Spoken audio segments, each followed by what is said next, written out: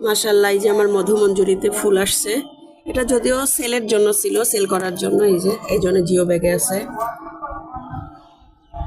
এই যে ফুটছে, অনেক ফুটছে। আর এইটা আমার মেন গাছ ছিল, এখান থেকে কাটিং থেকে চারা করা। কিন্তু আমার এই গাছটা এত ঝোপালো ছিল আর এত ফুল ফুটতো, এটা বৃক্ষ মেলা থেকে কেনা হয়েছিল গত বছর মনে হয়। এই যে আগাছা হয়ে গেছে, বললাম না যে ব্যস্ত থাকি। এই গাছটা অনেক লম্বা।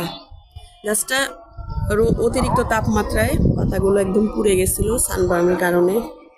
সানবার্ন থেকে এখনও যে বৃষ্টি হচ্ছে, নতুন পাতা বের হচ্ছে।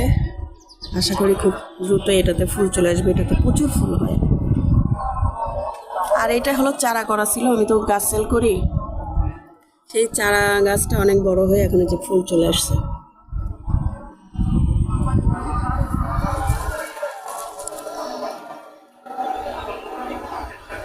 কার কার মধুমঞ্জুরি ভালো লাগে কমেন্ট করে জানাবেন। এটাকে কেউ কেউ মাধবীলতা বলে, কিন্তু এটা ভুল জানতাম, এটা হলো মধুমঞ্জুরি। মাধবীলতা অন্য একটা।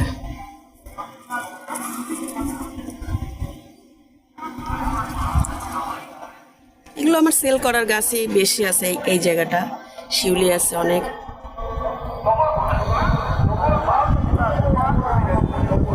আর আমার নিজের গাছগুলোর অবস্থাও করুন, সেলের গাছগুলোর অবস্থাও করুন। এখন আর সেল করি না, গ্রুপেও ঢুকি না, সব জঙ্গল হয়ে আছে, সব ওইভাবেই পড়ে আছে। আকাশে প্রচুর কালো মেঘ, কি অবস্থা। আজকে জুম্মাবার তো খুতবা হচ্ছে মসজিদে।